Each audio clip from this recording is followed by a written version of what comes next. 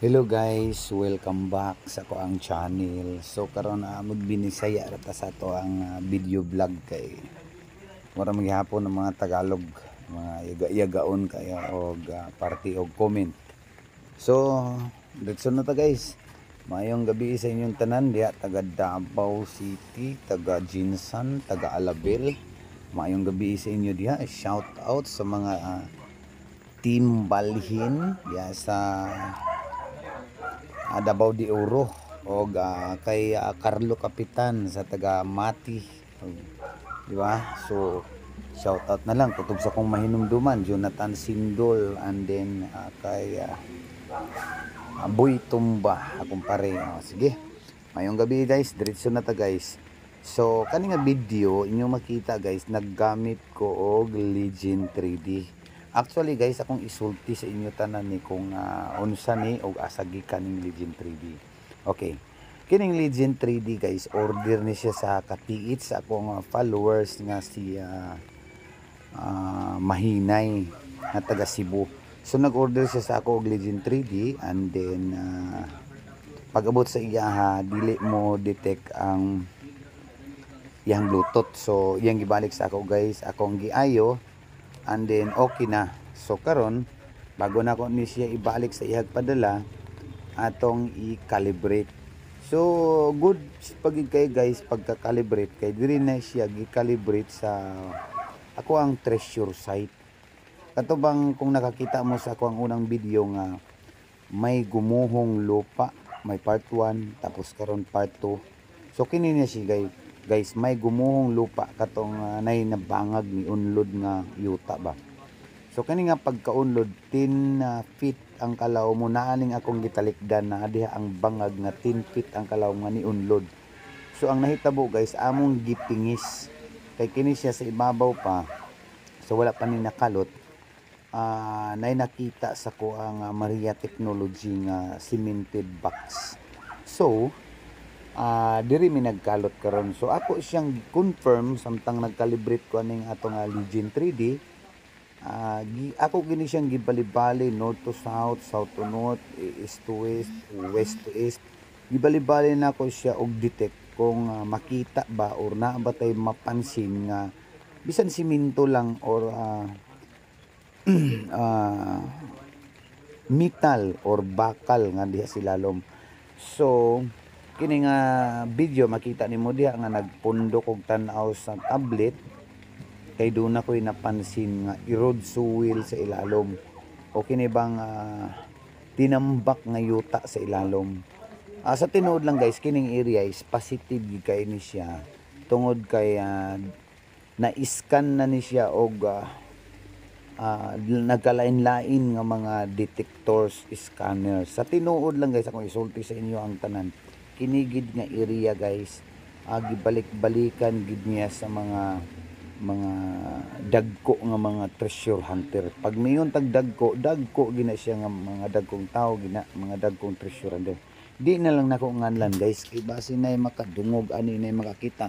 Daghan ra ba tag followers diri sa Mindanao nga mga silent viewer lang ba, nagpaniid lang na sa ko ang mga vlog, on din ila din ang sundon.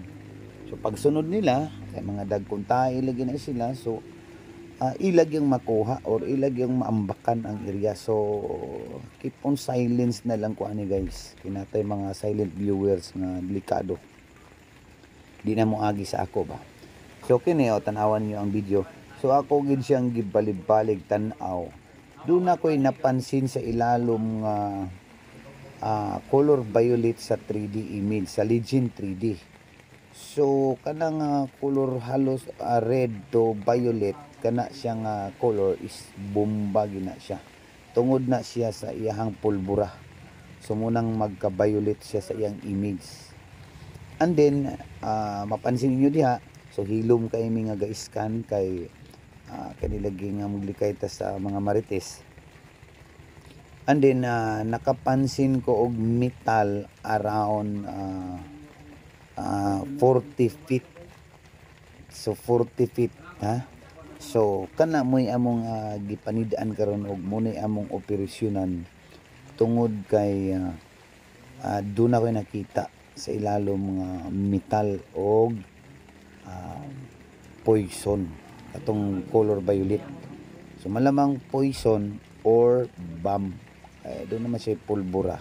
So ang pulbura o ang liquid poison pareha sila og 3D effect sa mga 3D imager like Maria PIP o Legion 3D.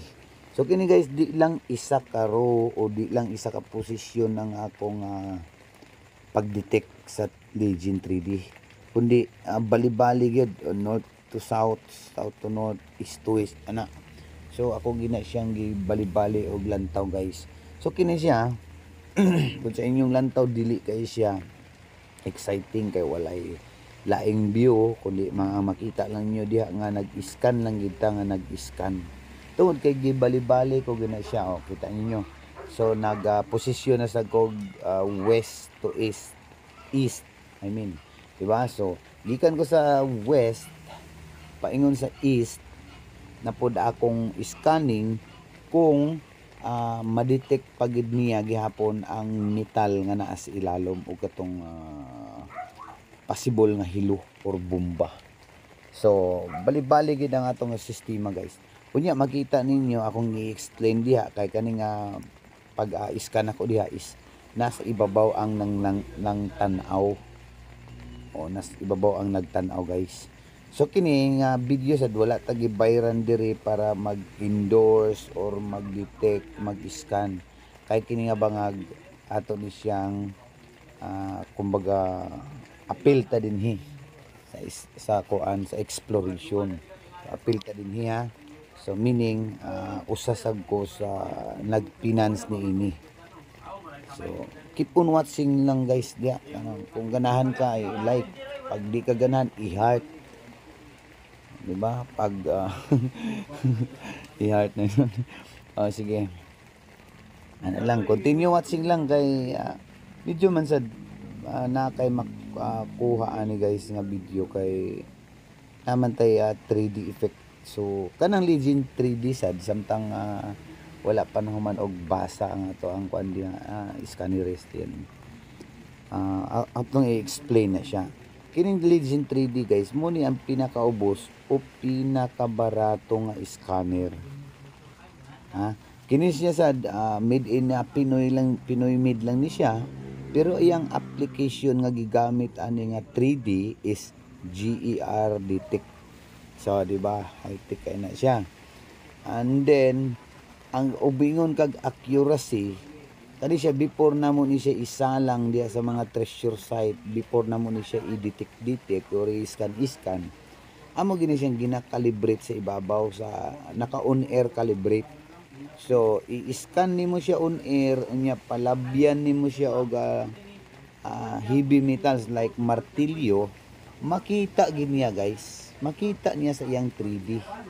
So diya nimo mapansin nga accurate siya. Ang uban man gud nay moingon nga ambot lang unsay accuracy ana, nakakuha na ba mo ana kay moingon mo accurate na.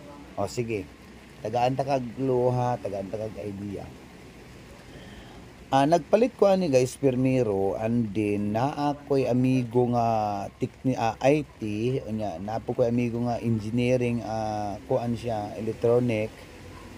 And then syempre amo ginang ginatan-aw ang pisa. So among gibungkag, among gitan-aw, syempre nakita namo siya nga legit. Ang yang ginagamit ana sa baston guys, naa na siya unsay tawag ani, sensor. So ang sensor guys, kanang sensor mo nay mo detect sa mga metal, iron, mga water, erode soil, cavity, and then gold. Mo na siya mo detect ha. And then i-transfer, ilabay dito sa iyang program, ilabay dito sa iyang Arduino Uno, sa program niya, i-convert niya ang yang na-detect, halimbawa metal, na i-convert niya og red.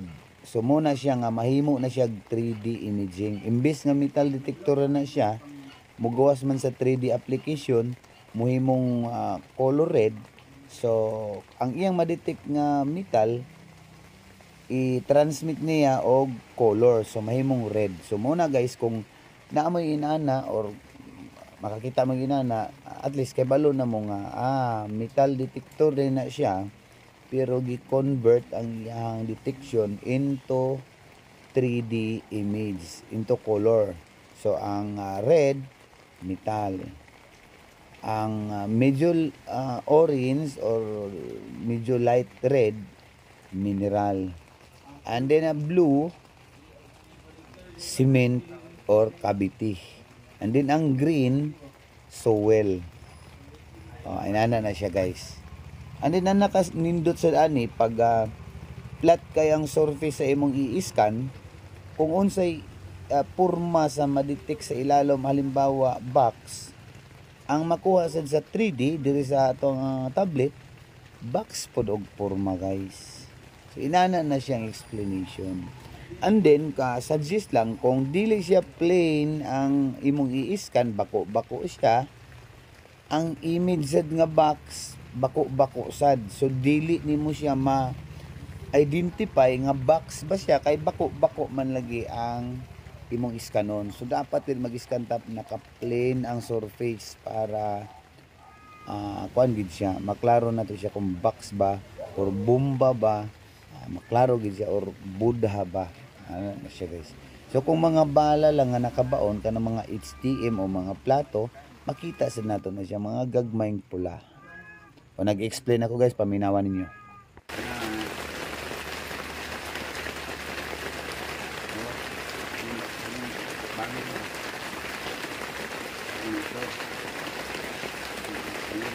Ini yung pula nila tayo. Ini pula na tayo. Ganito pula yun. 13 meter na may lumok. Umok na ito. So dili kay madunggan no ang akong explanation diha, kay kusog kayong ulan, so ako na lang i-narrate. So ang akong nakita diha guys, gi-explain ako sa akong mga kauban nga na ako'y napansin nga i-road soil sa ilalom, and din na ay tunneling layout paingon diha sa kanang akong gitudlo-tudlo guys diha dapit. So kanang akong gitudlo diha ang metal. So di lang ta moingog treasure box, kay matik na mabutang sa utok sa gapaminaw nga grabe, nakasure man dayon siya sa treasure box, dili pa. So moingon lang tag metal. So pag ingon tag metal, including na siyang gold, o sure na siyang box. Kaya siyempre ang box bronze, metal, mga bronze or metal, muna na siya. Pero na ako gi-explain nga kana diya sa sige na kog balik-balik na color violet diha nga kana siya akong gihinalaan nga poison or bomba. So akong gi-explain dito sa ilaha nga kung magkutkot na siya diha dapit, ingat-ingat lang gid sa bomba o poison. Pero sa poison lang gid guys ta maglikay og insakto, tungod kay delikado gid kay kana. Pero ang bomba is kasagara sa mga na-hits o na-recover nga mabomba, di na gid siya kabuto, tungod kay ang yang pin o katuyang lock mapuno na sa taya, ang uban kay natanggal na sa kataya, so di na siya mubuto.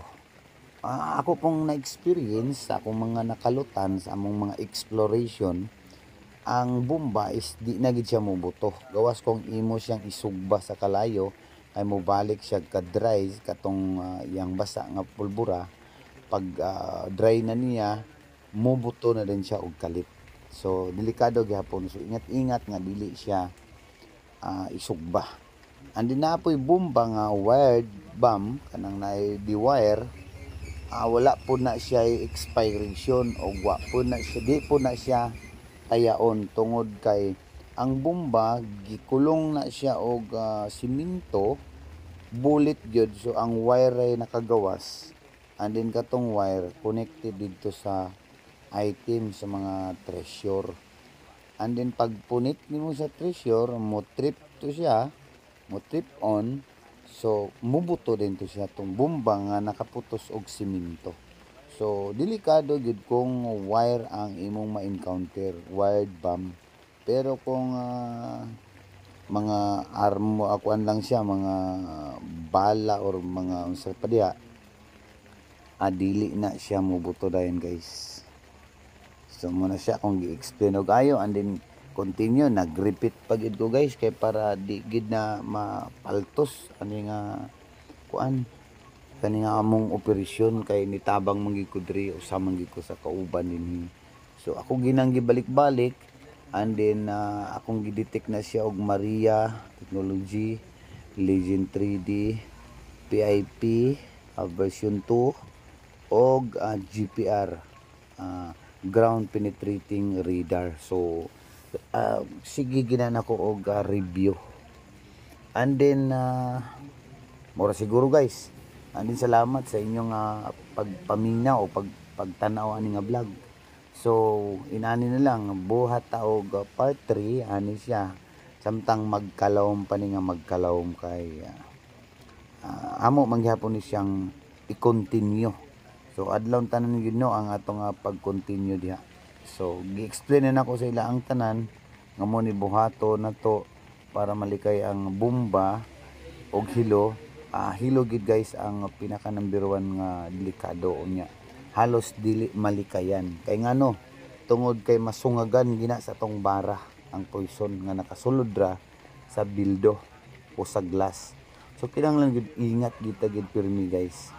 So kini akong gipahimangno sa tanan nga mga treasure hunter and then katong mga walay mga gadget kung mahimo panawag lang mo og mga naay gadget kay para nga sama ni 3D dako kayo og katabang.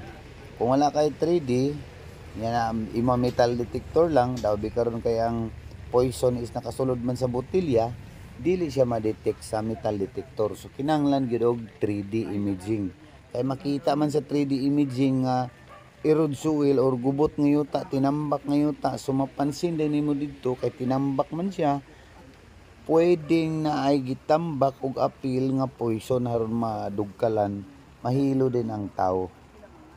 So inana guys ha. So kinahanglan na keep safe kita always and always pray to God para kuan kining gayran ta giyahan ta nga di ta mahilo or tagaan ta kung pananglit iyang kabubuton nga ihatag. Pero kung dili niya kabubuton guys wala gitay mahimo kung dili siya mohatag. So di ba? So okay guys, nikawas na ko ana nga posisyon di ba? Makita nimo sa unahan kana mao na siya ang bangag nga nahulpa. Dati daw na siya nga yellow bamboo. Unya karon patay na ang yellow bamboo, nikalit na siya kahugmak. So kuan ka na siya katingalahan. And then sawa pa na mahugmak gid guys. Gisigihan na og anaha di og mga dagkong treasure hunter kanang mga powerful pa di na nako nganlan kay guys kay padayag na kayo. And then gisigihan na sila hangyo ang tagbalay nga bakhuon na siya dapit nga part kana akong gitinugan kanang naay nahugmak. So kana muna istorya anang yuta agid. Kamusad nga mga viewers mo tuo mo og sa dili na wala jud koy mahimo. Kini ako gi-share lang nako ba kay ganahan manggug kog explore and then vlogger man lagi ta sa about content creator. So mo may akong napilian nga di ako sa TH vlogging. So nahinaykan nga nagamit og mga aparatos, gadget and then sa gidugayon pod guys nga nagamit og mga aparatos mas kumbinsido ko kung naa kay 3D nga scanner kay para makita gid nimo ba. So sa kadugay-dugay po na kong ginamit ana na experience nako og nahibal-an nako ang iyang mga procedures of detection. So mao na guys, dagan kayong salamat sa inyong pagtan-aw guys. God bless you all.